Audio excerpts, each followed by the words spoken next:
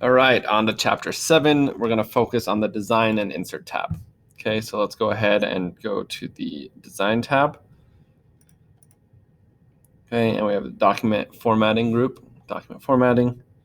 Okay, so there's a couple different things, right? We have our themes, we have our colors, fonts, paragraph spacing effects, right? We also have the watermark, page color, page borders. That's in the page background group. Okay, so let's go ahead and click colors and see the different fancy colors that we have. We also have fonts, right? So we can change the entire font to everything in the group. The design tab, something to note is that any changes you make in the design tab will make changes currently and future, right? So it's making the entire design of your document different. Okay, so we have a couple different options, right? So let's go ahead and open the hosting file. So let's go ahead and do that real quick. Open. And we are on chapter 7. What I say, hosting? Yeah, let's do hosting. Okay, so we have the themes drop down. Let's go back to the design. Themes drop down, right? And I can see how when I hover over each one, it'll show me what changes will be made. Okay, let's go ahead and do the view theme. If I can find it.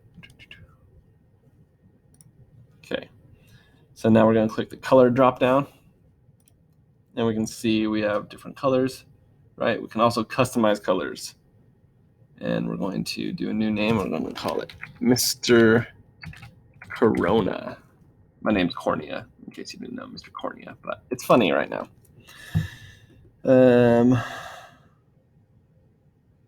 Okay, so now we're going to go down and let's change the different accents. Okay, so accent 2, we want to change it to a tan. And then when I hit save, it'll make the changes. Okay, so now when I have the colors, I can also choose, see the custom one that I made. So now let's go to the effect group, and you can see that each one will show me the different effects that it would do. Looks like they're not very obvious right now, but we'll do glossy. Okay, and then we can also do the fonts, right? So like if I want to change a font, it'll show what that looks like. Okay, and let's go ahead and click in the first paragraph, and I can do paragraph spacing. So paragraph spacing drop down, and this is how you would make something like double spaced, right? And it will make future changes as well when I click that. But right now we're going to click just open. Let's click the more button on the style set. So let's go to the style set and the more button. Okay, and we can hover over the different choices and see how it makes different changes, right? Now we're going to click on page color. Okay, and we can actually change the background color as well. So I wanted to do like a, let's do like a, is there a brown? Where's the brown? That'll do for now. Okay, so you can see the different changes, right? And that any future page I put on will also have that change. Okay, and then if I click the page color drop down, I can click fill effects, and I can see that there's different effects I can give to the paper, right? So it just depends on what you're looking for. Okay, let's talk about watermarks real quick. Okay, so watermark, when you try to download an image or a document and there's like a really faint image in the background and you're like, oh, I can't use this. That's a watermark.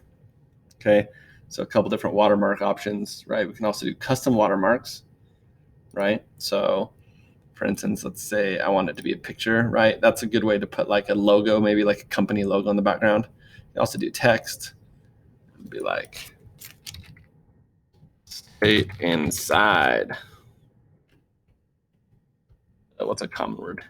Yeets. Stay inside yeets. Okay, so now automatically puts that back there. Okay, and then the cool thing is with watermarks, I can also change, maybe it's only with pictures. You can change how strong the watermark is. When you do a custom one, it's not going to let you do that.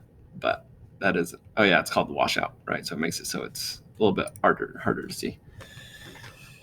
Okay, so let's see, we have that. Let's go page borders real quick. Okay, so page border, right? I can add a border, right, to the document. So it just depends on what you're going for, but see how fancy. Okay, and then last thing we're going to talk about real quick is the quick building blocks. Okay, so that's on the Insert tab, and I go over to Text, and there's this thing called Quick Parts.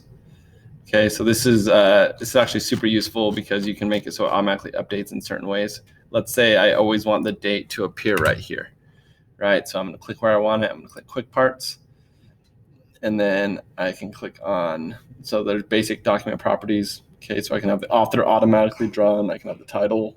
I can have the date somewhere on there. That'd be auto text.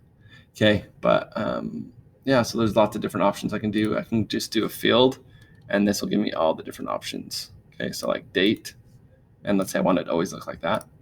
It will automatically put the date right here. Okay, so like if I open this up tomorrow, it's going to say Wednesday, April 12th.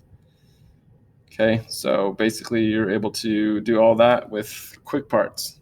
Okay, so it's a fun little thing that should be everything for chapter 7. Okay, so I know that was kind of quick, but basically the idea is that you can change the design of your page and it'll automatically update, so you don't have to do any changes, right? So if I do a new page, it will automatically add the changes I put. So it's a way to make you work less. Okay, so it's genius. On to chapter 8.